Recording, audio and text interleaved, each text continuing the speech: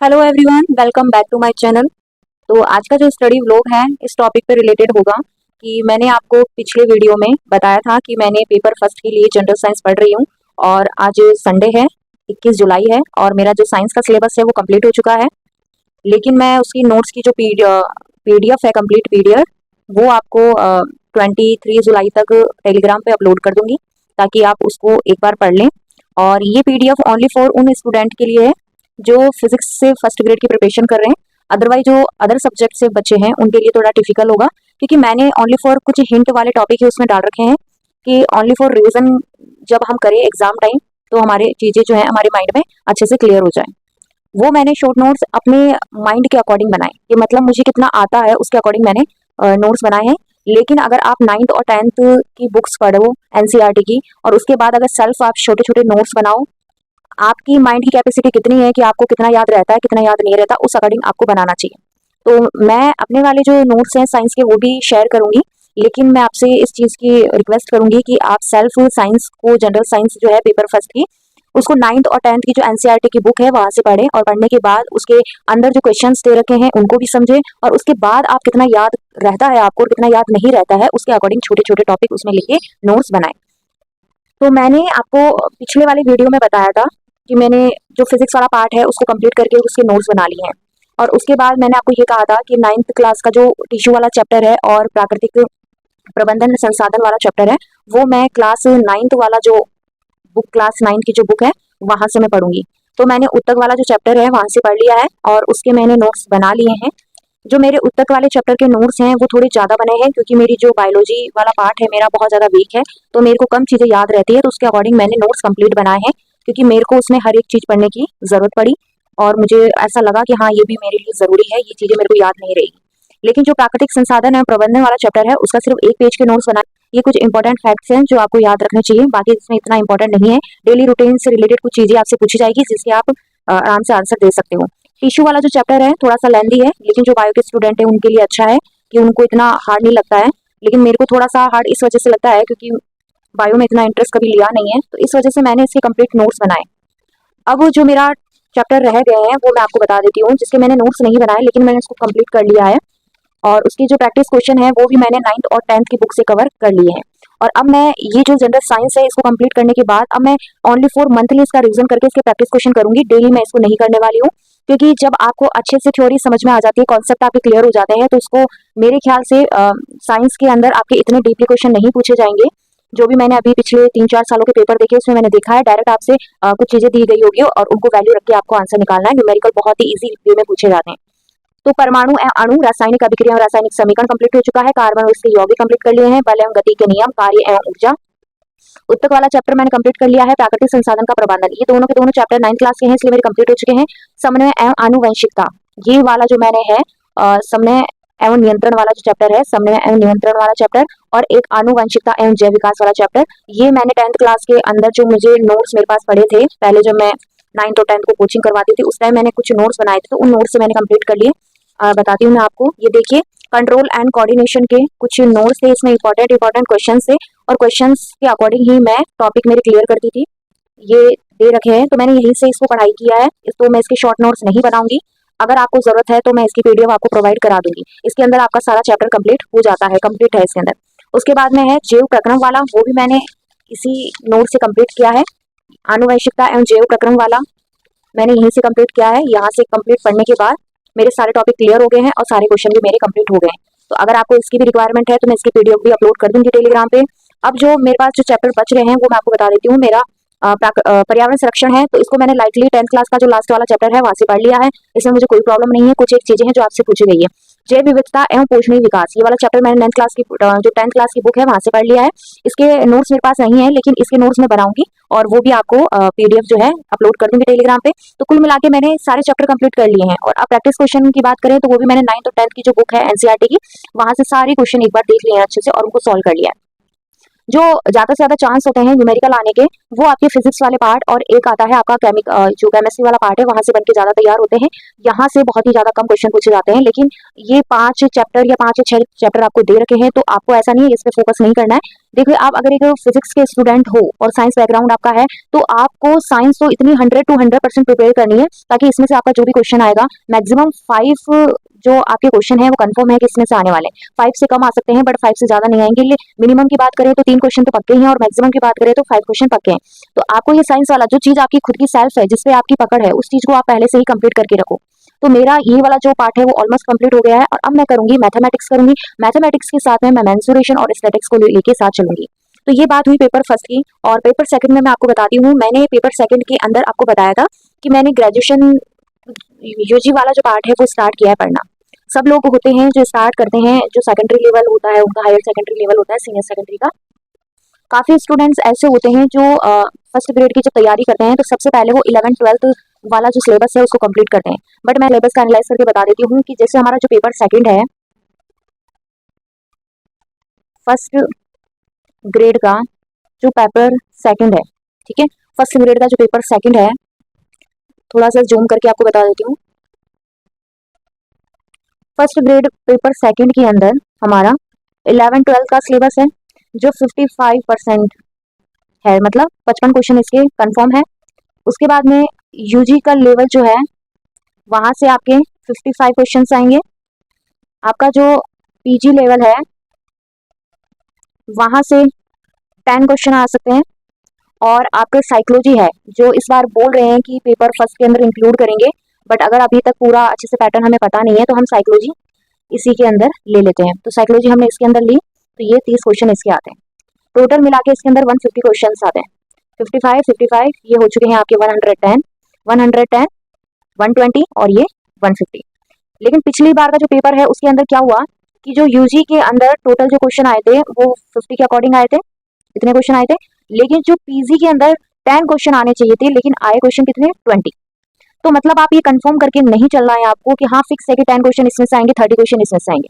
ये तो आपको ओनली फॉर आइडिया दे रखा है। बस इतना है कि 11th हो या यूजी पीजी या साइकोलॉजी, इसके अंदर क्वेश्चन आपको टारगेट दे रखा है कि हाँ इतने आ सकते हैं, बट कंफर्म नहीं है कि हाँ इसमें 10 ही आएंगे। कुछ आगे पीछे आपका मार्जिन हो सकता है।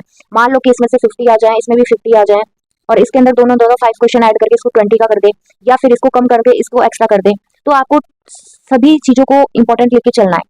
आपको ऐसा लगेगा कि इसके अंदर 55 क्वेश्चन आएंगे, इसमें 55 क्वेश्चन आएंगे, तो मैं क्या करता हूँ, ओनली फॉर इसको कंप्लीट कर देता हूँ, या फिर साइकोलॉजी पढ़ लेता हूँ, पीजी को रहने देता हूँ। बट ऐसा नहीं है। कभी कभी ऐसा होता है कि यूजी में से काफी क्वेश्चन कम करके उसको पीजी में इंक्लूड कर देते हैं, मतलब पीजी वाले क्वेश्चन को पढ़ा दिया जाता है। तो आपको सारी की सारी, देखो पीजी के अंदर आपको ज्यादा टाइम नहीं लगेगा, आपको ओनली 5 जो टाइम लगने वाला है, यूँ मान लो कि अगर आप 11th 12th में आपके 2 मंथ लगेंगे। यूजी अगर आप पढ़ते हो तो उसके अंदर भी, मेरे को, मैं फर्स्ट बार पढ़ रही हूँ, मैं भी एक बिगनर ही हूँ, तो मुझे 3 मंथ लगने वाले हैं। 2 मंथ मेरे को हो चुके हैं तैयारी करते हुए, और मेरे को 3 मंथ लगेंगे। तो 3 मंथ इसके पीजी के ओनली फॉर 1 मंथ में कंप्लीट कर लोगे। 1 मंथ से कम टाइम आपको लगने वाला है। और साइकोलॉजी के तो आपको ओनली फॉर प्रीवियस ईयर के प्रैक्टिस क्वेश्चंस देखने हैं बस, और इसमें ज्यादा टाइम आपको नहीं देना है। अब ये साइकोलॉजी आप पेपर फर्स्ट के साथ में पढ़ो। अभी आप यही लेके चलो कि हमारे जो सेकंड पेपर है उसमें 11th 12th यूजी लेवल और पीजी लेवल है, ये तीनों ही आप लेके चलो, और इसी की तैयारी सेकंड पेपर के अकॉर्डिंग आपको करनी है। साइकोलॉजी को आप पेपर फर्स्ट में रखो। पेपर फर्स्ट की आप जब तैयारी करते हो तो उसके अंदर साइकोलॉजी इंक्लूड करके उसको कितना टाइम देते हो वो आप पे डिपेंड करता है। तो इस तरीके से आपकी 5, अगर आप रेगुलरिटी बना के रखते हो तो 5 मंथ के अंदर आराम से आपका जो सेकंड ग्रेड का जो टोटल सिलेबस है वो विद प्रैक्टिस क्वेश्चन के कंप्लीट हो जाएगा। आप 2 डेज दीजिए किसी भी यूनिट को कंप्लीट करने में, और उसके बाद में 1 डे कंप्लीट दे दीजिए आप प्रैक्टिस क्वेश्चन करने में। तो मिनिमम से मिनिमम और मैक्सिमम से मैक्सिमम एक यूनिट के अंदर अगर आप कंटिन्यूटी बना के रखते हो तो 3 डेज लगते हैं। अगर यूनिट छोटी है तो आप उसको 1.5 दिन में भी कंप्लीट कर सकते हो। कुछ यूनिट ऐसी है कितनी छोटी है कि आप उसको ओनली फॉर रिवीजन करने से ही आपको समझ में आ जाएगा। एक बार आप रीडिंग करोगे उसी में समझ में आ जाएगा। और कुछ टॉपिक या कुछ यूनिट ऐसी हैं कि उसको आपको डीपली अच्छे से पढ़ना पड़ेगा। ठीक है, हो सकता है कि आपको कोई क्लास भी लेनी पड़े, लेकिन अभी तक मैंने जितना यूजी का सिलेबस कंप्लीट किया है उससे मुझे नहीं लगा है कि मुझे किसी भी क्लास की जरूरत महसूस हो रही है। ओनली फॉर जो मैंने सेल्फ स्कोर का स्टडी मटेरियल ले रखा है उससे मेरी बहुत सी ज्यादा अच्छे से चीजें क्लियर हो रही है, क्योंकि इतना अच्छे तरीके से एग्जाम्पल के थ्रू समझा रखा है कि बिल्कुल क्लास की जरूरत ही नहीं पड़ती है। लेकिन फिर भी अगर आप लोगों को क्लास की जरूरत पड़ती है तो आप क्या करिए, सारी कंप्लीट जो सिलेबस है उसकी क्लास लेने की कोई जरूरत नहीं है। आपको जो भी टॉपिक टफ लगता है या जो भी यूनिट टफ लगती है ओनली फॉर उसकी क्लास लीजिए, क्योंकि एक बार आपने क्लास लेना स्टार्ट कर दिया ना तो आपके अंदर ये थिंकिंग बन जाएगी कि मैं क्लास लूंगा या लूंगी, तभी मेरे को समझ में आएगा, वरना मेरे को समझ में नहीं आएगा। आप खुद से कोशिश नहीं करोगे, और जब खुद से कोशिश आप नहीं करोगे तो बहुत ज्यादा आपका टाइम वेस्ट होता है। देखो, ऑनलाइन क्लास लो चाहे ऑफलाइन क्लास लो, टाइम बहुत ज्यादा वेस्ट होता है, और हमारे पास टाइम ही तो नहीं है। आप ये सोच रहे हो कि अभी वैकेंसी नहीं आई है तो मेरे पास बहुत सारा टाइम है, मैं बहुत सारा टाइम अपनी पढ़ाई को दे सकता हूँ या दे सकती हूँ, तो मैं आराम से तैयारी करूंगा, बिल्कुल स्पीड कम रखूंगा। देखिए स्पीड कम आपको हमेशा लोग क्या करते हैं, एग्जाम जैसे जैसे नजदीक आता है स्पीड बढ़ा देते हैं, लेकिन आप ऐसा मत कीजिए। आप अपनी जो स्पीड है वो एक रैबिट की तरह नहीं रखनी है आपको। आपको कैसे रखनी है, आपकी जो स्पीड है कछुए की जैसे रखनी है। आपको धीरे धीरे धीरे धीरे एक एक स्टेप के ऊपर क्या करना है, क्लियर करना है। तो मैंने सबसे पहले यूजी लेवल को पढ़ना इसलिए स्टार्ट किया क्योंकि यूजी लेवल मैंने बहुत अच्छे से नहीं पढ़ रखा था, और मेरा जो 11th 12th का बेस है वो बहुत अच्छा है। मुझे ओनली फॉर उसमें एक बार रीडिंग करनी है, उसके प्रैक्टिस क्वेश्चन करने हैं, इसमें हार्ड मेरे को वो चीज़ नहीं लगती है क्योंकि मैंने 11th 12th के स्टूडेंट्स को पढ़ाया है, तो मेरे लिए वो चीज़ें ईजी है। लेकिन अगर आप एक स्टार्ट कर रहे हो तो आपको सबसे पहले 11th 12th स्टार्ट कीजिए, उसके बाद यूजी लेवल का स्टार्ट कीजिए, उसके बाद पीजी लेवल का स्टार्ट कीजिए। एक चीज़ मैं आपको और बता दूं कि यूजी के अंदर 80% जो सिलेबस है वो आपका पीजी से और 11th 12th के जो स्टडी मटेरियल है उससे मैच खाता है।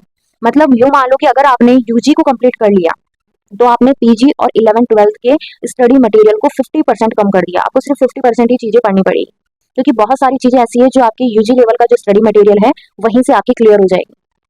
अब बात करते हैं कि मैं जो है पेपर सेकंड के लिए किस तरीके जो पेपर फर्स्ट है इसका उसमें किस तरीके से तैयारी कर रही हूँ। जैसे मेरा साइंस वाला पार्ट है वो मेरा कंप्लीट हो गया है। अब मैं मैथ जो डेली करने वाली हूँ, जैसे मतलब पेपर सेकंड की तैयारी तो मैं कंटिन्यू कर ही रही हूँ, उसके साथ में मैं मैथ और स्टैटिक्स और उसके साथ में मैं लूंगी मेंसुरेशन, ये तीनों के तीनों मैं एक साथ पढ़ाई करूंगी। मैथ जो है साफ साफ लिखा है कि आपकी क्या होगी, 10th बेस पे, मतलब 9th और 10th से रिलेटेड होगी। स्टैटिक्स भी आपकी 9th और 10th से रिलेटेड होगी, और मेंसुरेशन भी आपकी 10th और जो 9th क्लास है उससे रिलेटेड होगी। तो मैं 9th और 10th की बुक्स पढ़ने के बाद उसके जितने भी प्रैक्टिस क्वेश्चन है वो डेली में करूँ। देखिए मैं ऐसे मानती हूँ कि अगर साफ साफ लिखा है कि आपको जो मैथ है, मेंसुरेशन है, स्टैटिक्स है, वो आपको सेकेंडरी लेवल की पढ़नी है, तो आप फालतू एक्स्ट्रा कहीं और अपना टाइम वेस्ट क्यों करते हो किसी क्लास को अटेंड करने में। अगर आपको चीजें खुद सेल्फ बुक्स पढ़ने से समझ में आ जाती है तो जो टाइम आप इंटरनेट पे ये खोजने में या ये सर्च करने में लगा देते हो कि हाँ फर्स्ट ग्रेड की मैथ कैसी होगी या फर्स्ट ग्रेड की स्टैटिक्स कैसी होगी, तो बिना कुछ सोचे समझे आप 9th और 10th की बुक लीजिए और वहां से जो जो टॉपिक आपके हैं उन टॉपिक को वहां से पढ़िए और उसी से रिलेटेड प्रैक्टिस क्वेश्चन कीजिए। ये काम क्योंकि जितने ज्यादा प्रैक्टिस क्वेश्चन करोगे आपके ऑटोमेटिक कॉन्सेप्ट जो है क्लियर हो जाएंगे। और मैंने आज से मैथ, स्टैटिक्स और मेंसुरेशन पढ़ना स्टार्ट कर दिया है। और मेरा जो ग्रेजुएशन के अंदर मैं थर्मोडायनामिक्स पढ़ रही थी, सेकंड बुक है ये मेरी ग्रेजुएशन की, फर्स्ट बुक मेरी कंप्लीट हो गई है। सेकंड बुक के अंदर मेरा थर्मोडायनामिक्स एंड स्टैटिकल फिजिक्स हो गया है, इलेक्ट्रॉनिक्स एंड सर्किट एनालाइज हो गया है, और ऑप्टिक्स में कल से स्टार्ट करने वाली हूँ और ये मेरा कल स्टार्ट होगा। तो मुझे ये लगता है कि मैं विद प्रैक्टिस क्वेश्चन और पूरा ये जो एक बार और इस बुक का रिवीजन करूंगी तो अगले संडे तक मेरा कंप्लीट हो जाएगा। मतलब मैंने ये डिसाइड किया था और मैंने आपको बताया भी था कि मेरा टारगेट क्या है। मेरा टारगेट ये था कि मुझे 3 मंथ के अंदर अंदर यूजी लेवल का सिलेबस पूरी तरह से कंप्लीट करना है, और मैं उसको कर भी लूंगी। बुक मैंने जून में कंप्लीट कर ली, एक बुक मेरी जुलाई में कंप्लीट हो जाएगी और एक बुक जो बचेगी रिमेनिंग में वो मेरी अगस्त में कंप्लीट हो जाएगी। 11th 12th को मैं पीजी लेवल का जो मेरा सिलेबस है वो कंप्लीट होने के बाद उसको टाइम दूंगी। तो आपको एक लास्ट में एक और चीज मैं आपको बता देती हूँ कि मैंने आपको एक वीडियो आपके साथ शेयर किया था स्ट्रेटेजी को लेकर कि किस तरीके से आपको प्रिपरेशन करनी चाहिए। मैंने आपको बताया था कि कभी भी आप कोई भी टॉपिक पढ़ते हो या कोई भी यूनिट आप उठाते हो पढ़ने के लिए, तो सबसे पहले आप उसकी रीडिंग मारिए, रीडिंग मारने के बाद आप उसको थोड़ा सा डीपली पढ़ना स्टार्ट कीजिए, और जब डीपली आप पढ़ लेते हो तो आपको ऐसा खुद से फील आएगा कि हाँ ये चीजें इंपॉर्टेंट है और ये चीजें जो है न्यूमेरिकल बेस है। तो उन चीजों को आपको क्या करना है, उन चीजों को आपको शॉर्ट नोट्स बनाइए। शॉर्ट नोट्स बनाने के बाद उन बुक्स जो है आपकी ये वाली, मान लो कि मैंने यहाँ से शॉर्ट नोट्स बना लिए, उसके बाद में इस बुक्स को आपको बंद कर देना है और जब भी आप प्रैक्टिस क्वेश्चन करते हो तो वो जो शॉर्ट नोट्स आपके पास है उन्हीं को अपने पास रखिए।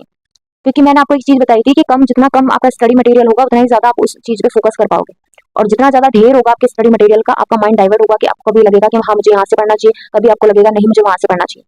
तो आज जब शॉर्ट नोट्स बना लोगे तो उसके अंदर वही चीजें होगी जो आपके प्रैक्टिस क्वेश्चन को सॉल्व करने में आसानी रहेगी आपको, वो अपने पास रखिए और अपने क्वेश्चन कीजिए। अगर मान लो कि कुछ चीजें ऐसे छूट गई है कि आपके क्वेश्चन जो है न्यूमेरिकल है नहीं हो रहे, तो उन चीजों को क्या करिए, नोट डाउन कर लीजिए कि हाँ ये चीज मेरी छूट गई है, तो इसी को उसी शॉर्ट नोट्स के अंदर आप नोट डाउन कर लीजिए। ऐसे करके आप एक बार, दो बार, तीन बार जब रिवीजन करते हो हर बार आपको कोई ना कोई ऐसी चीज मिलेगी जो आपके शॉर्ट नोट्स के लिए जरूरी है, तो वही उसी के अंदर आप नोट कर लीजिए। ऐसे करके आप क्या करोगे, एग्जाम टाइम तक आपके पास जो सबसे बेस्ट स्टडी मटेरियल होगा वो खुद से बना हुआ शॉर्ट नोट्स, खुद से बने हुए शॉर्ट नोट्स होंगे, जिसके अंदर वो सारी चीजें इंक्लूड होगी जो बड़ी बड़ी बुक्स के अंदर भी नहीं होती है। क्योंकि बारीकियां जो होती है तब आपको पता चलती है जब आप प्रैक्टिस क्वेश्चंस करोगे, वरना आपको नहीं पता चलेगा। आप बड़े बड़े न्यूमेरिकल अच्छे से कर लोगे, छोटे न्यूमेरिकल अच्छे से कर लोगे, लेकिन कहीं कहीं चीजें जो ऐसी छोटी छोटी चीजें होती हैं इन बुक्स में भी नहीं होती है ना। आप कोई सीबीएच की या कोई अलग अदर कोई बुक्स पढ़ते हो उसमें आपको मिलती है। जब आप प्रैक्टिस क्वेश्चन करते हो ना तब आपको छोटी छोटी बारीकियों के बारे में पता चलता है, तब आप उसको नोट डाउन कीजिए। तो आज का सेशन मैं यहीं खत्म करती हूँ, मिलते हैं नेक्स्ट वीडियो में। और इसी तरीके से आप अपनी स्टडी को कंटिन्यू रखिए, बिल्कुल भी गैप मत दीजिए अपनी स्टडी को, क्योंकि गैप देने की वजह से क्या होता है, बहुत सारी चीज़ें इकट्ठा हो जाती है और फिर आप उसको कवर नहीं कर पाते हो। सबसे बड़ी प्रॉब्लम यही होती है कि एग्जाम से कितने टाइम पहले हम चीज़ों को कवर कर पाते हैं। जितना जल्दी आप कवर कर पाओगे उतना ही ज़्यादा आपके लिए बेस्ट होगा। तो मिलते हैं नेक्स्ट वीडियो में। Bye bye.